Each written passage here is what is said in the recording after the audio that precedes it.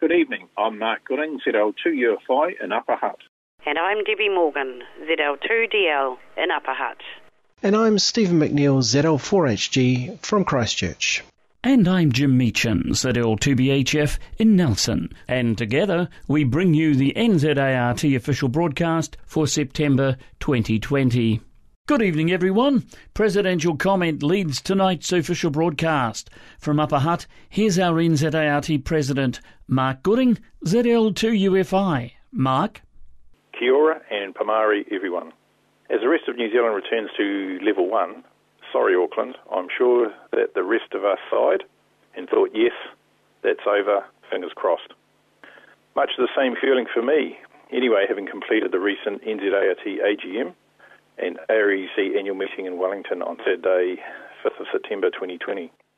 The meeting for those in person and the remote attendees via Zoom went well, with a full report out in the next break-in due out in early October.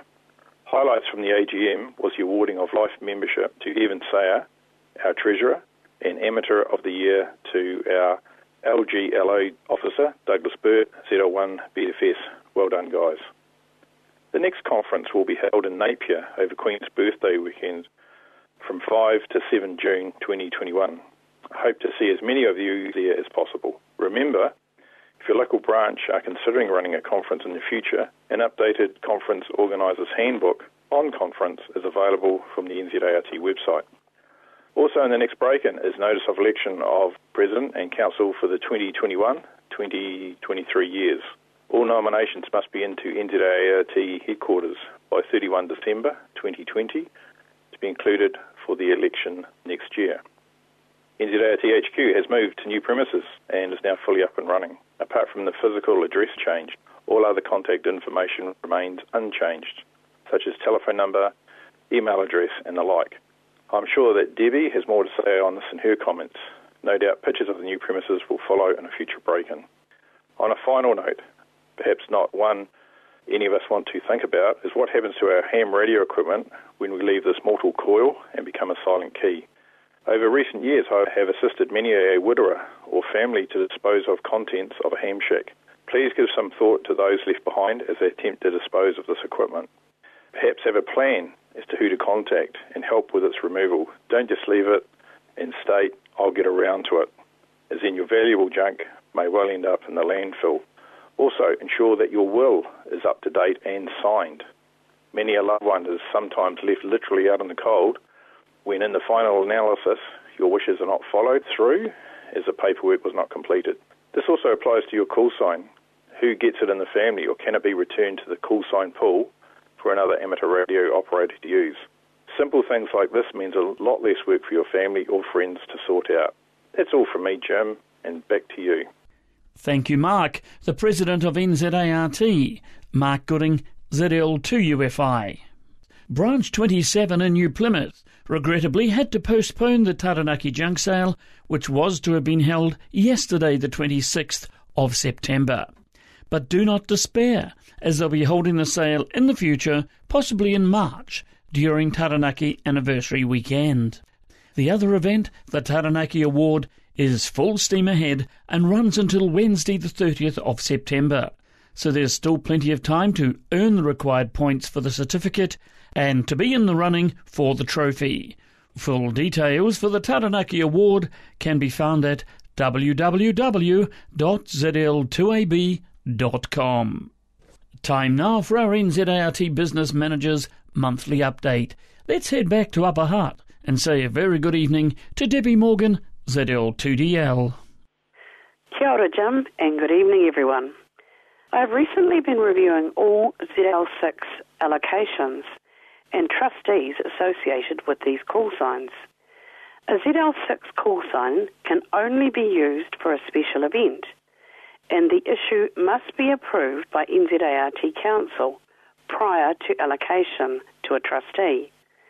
Council policy for the issuance and the use of these call signs can be found on our website. Just a reminder that all ZL6 trustees must maintain a log at all times when the call sign is used or requested to be used. Failure to do so may result in the call sign being revoked.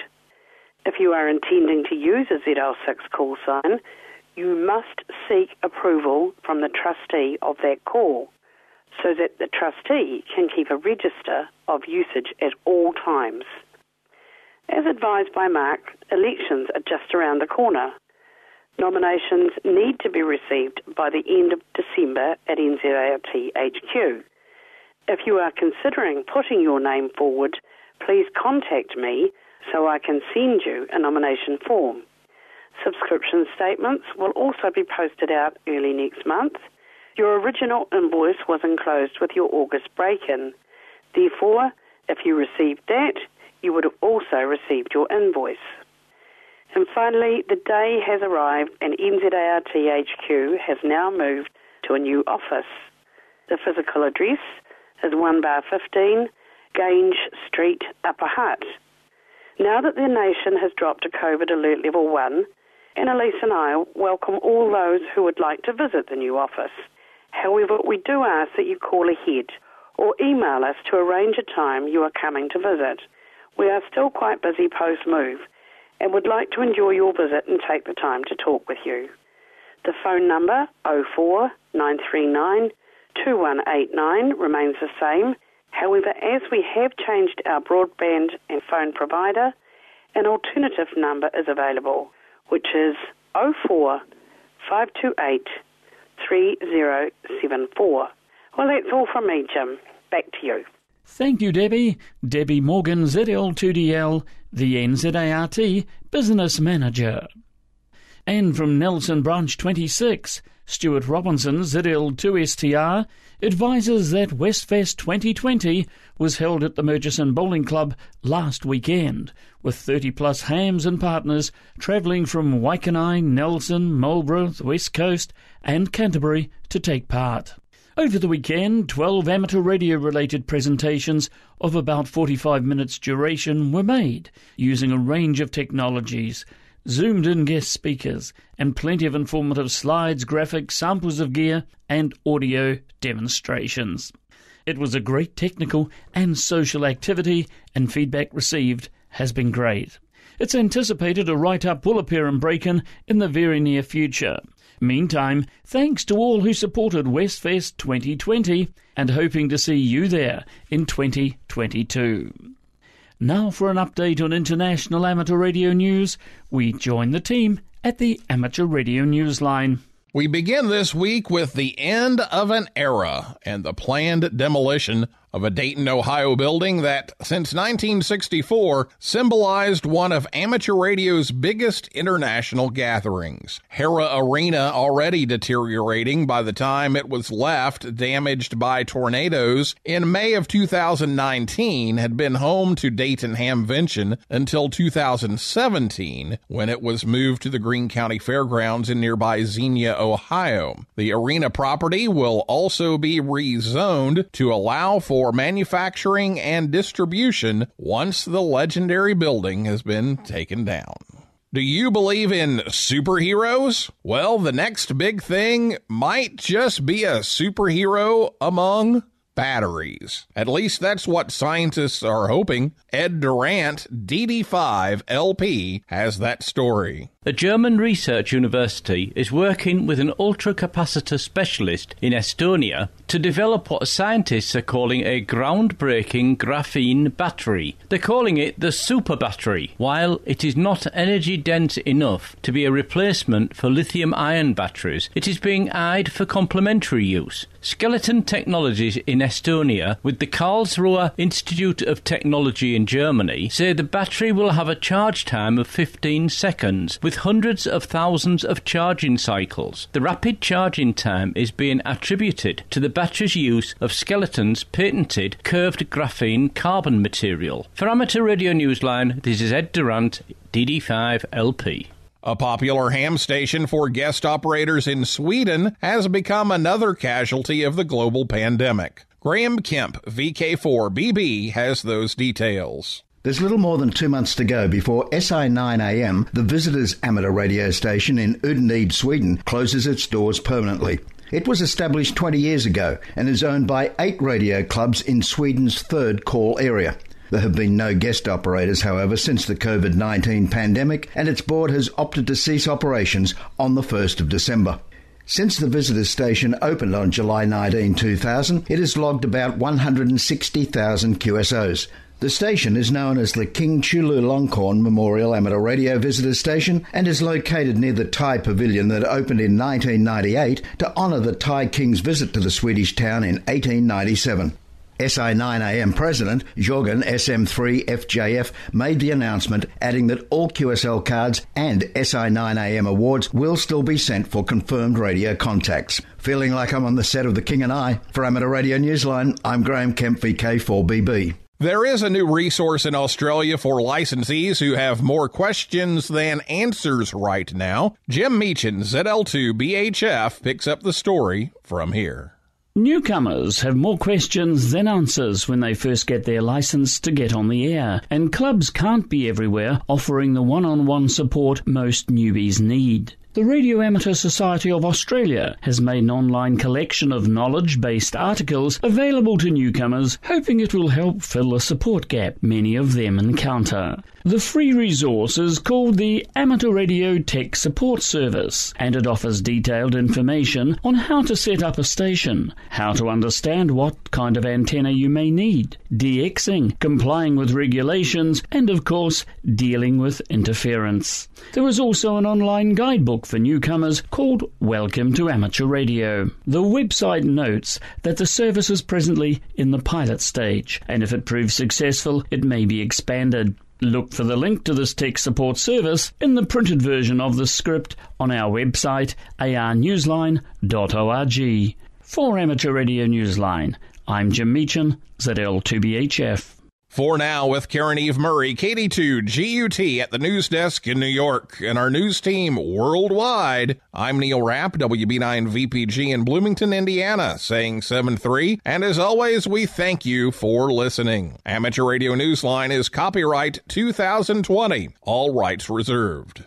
And as always, we say thank you, Newsline, for the use of your copyright material. It is now less than a week away until the Manawatu Amateur Radio Society Branch 20's annual table sale at the Longburn Community Hall, 17 Nairi Street, Longburn. That's off State Highway 56. The date, Saturday, the 3rd of October. The doors open for sellers at 7:30 a.m. and for buyers at 9 a.m. See all the details on page 9 of your July-August break-in. That's the Manawatu Amateur Radio Society's annual table sale this Saturday, October the 3rd. Also on Saturday the 3rd of October is the Hamilton Amateur Radio Club's annual market day. The venue, the Gordonton Hall, 1024 Gordonton Road in Gordonton. Now vendors from 8 a.m, buyers from 10 a.m. Full market day details can be found on page 48 of your July-August issue of Break-In. That's the Hamilton Amateur Radio Club's annual market day this Saturday, the 3rd of October. Finally, in tonight's official broadcast lineup, it's Branch News. Here's Stephen McNeill, ZL4HG. Thanks, Jim, and good evening, everyone. Welcome to news from around your branches. As in previous months, the situation concerning branch activities is still somewhat fluid. Some branches are holding off face-to-face meetings, while in some parts of the country, meetings are possible. The situation could change rapidly, so the best way to find out is to check with your local branch, perhaps through their social media channels. Anyway, we start from NZART Branch 28, the Whangarei Amateur Radio Club. On Wednesday, the 7th of October, Peter Aiken, ZL1TX, will talk about terminating coax and other related matters. The Western Suburbs Branch 03 NZART has a general meeting on Saturday the 17th of October starting at 10 a.m. Now this will be a show and tell, and note this is 1 week earlier than usual due to Labour weekend.